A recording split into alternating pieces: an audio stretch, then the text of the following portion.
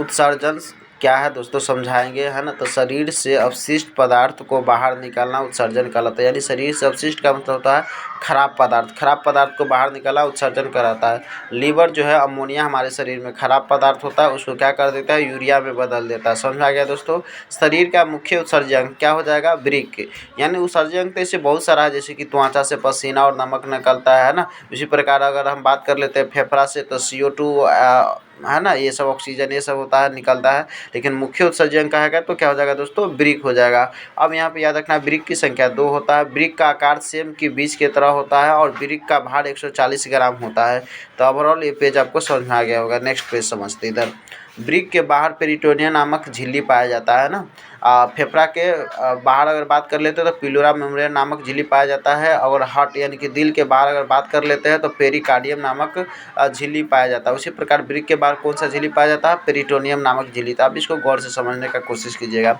वृक्क जो है यानी कि किडनी जहर को निष्क्रिय कर देता है। ये किडनी का फिगर है दोस्तों। इसके ऊपर अधिवृक्क ग्रंथि पाया जाता है, जिसे लौरो उरो ग्रंथि भी कहा जाता है।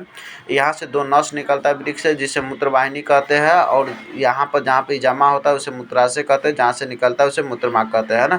यानी यूटर ब्लडर यूथरा है, इंग्लिश में आप समझ सकते हैं। फिर नेक्स्ट पेज की तरफ हम बढ़ते हैं दोस्तों। इधर देखिएगा। वृक्क के बाहर एक झिल्ली पाया जाता है जिसे कार्टेक्स कहते हैं ना। वृक्क के बाहर अगर एक झिल्ली पाया जाता है जिसे कार्टेक्स कहते हैं। और बात कर लेते हैं यहाँ पर वृक्क के बाहर कार्टेक्स पाया जाता है। वृक्क के बाहर वाला भाग को कार्टेक्स कहते हैं। वृक्क के आंतरिक भाग को मेडुला कहते हैं। वृक्क के प्रवेश द्वार को हम रेनन हाइलम कहते हैं, जहाँ पर अमोनिया अधिक पाया जाता है। वृक्क के इकाई को नेफ्रॉन कहा जाता है। वृक्क 10 लाख नेफ्रॉन से बना होता है, याद रखिएगा। ये है दोस्तों, यहाँ पर हो जाएगा अथी नेफ्रॉन का फिगर है। यहाँ पर एक छन्ना की तरह पाया जाता है जिसे ग्लोमेरुलस कहते हैं, जिसे बोमेन संपुट कहते हैं। ग्लोमेरुलस के काम क्या होता है, तो ग्लोमेरुलस निस्पंदन यानी छानने का काम करता है। किसको, तो रक्त से कणों को छानने का काम करता है और शुद्ध रक्त को वापस भेज देता है। कौन, ग्लोमेरुलस है ना। यानी यह रक्त से कणों को छानता है और शुद्ध रक्त वापस भेज देता है। बोमेन समूह क्या करता है, छानने के लिए सब चीज़ छान देता है। तो बोमेन समूह जो भी आवश्यक पदार्थ है उसको पुनः अवशोषित करके भेज देता है ना। यूरिया को अलग करता है कौन, बोमेन समूह करता है। नेक्स्ट पेज इधर समझ लेते हैं। नेफ्रॉन यानी यूरिन का निर्माण, यानी नेफ्रॉन जो है किसका निर्माण करता है, यूरिन का। नेफ्रॉन जो है किसका निर्माण करता है, यूरिन। यानी कि गोष्ठ में लिख दिया गया है, आप समझ सकते हैं। अच्छा, मुख्य उत्सर्जी पदार्थ कुछ देख लेते हैं। जैसे कि पादप या पेड़ पौधा से लस्सा या गोंद निकलता है। यूरोटैलिक यानी कि जैसे कि हम सब हो गए, या स्तनधारी हम बोल सकते हैं, पशु है ना, इससे यूरिया निकलता है। क्या निकलता है, यूरिया। यूरिया का मतलब लिख दिए दोस्तों, आप यहाँ समझ सकते हैं।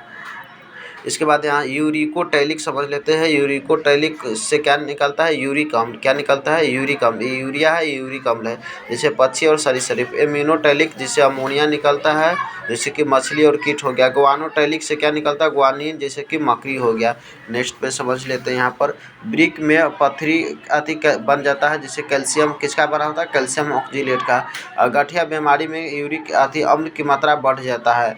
यहाँ पे यूरिन में किसका किसका क्या मात्रा है और इसके बारे में समझ लेते हैं। तो जल 96% होता है, यूरिया 2%, अन्य पदार्थ 2% होता है। और इसका pH मान 4.8 होता है, यानी 7 से अगर कम होता है तो उसे हम क्या कहते हैं, अम्लीय। यानी कि इसका स्वभाव क्या होता है, अम्लीय। और इसका पीला रंग होता है ना। यानी यूरिन का पीला रंग होता है यूरोक्रोम के कारण। और गंध किसके कारण देता है, अमोनिया के कारण। Thanks for watching video.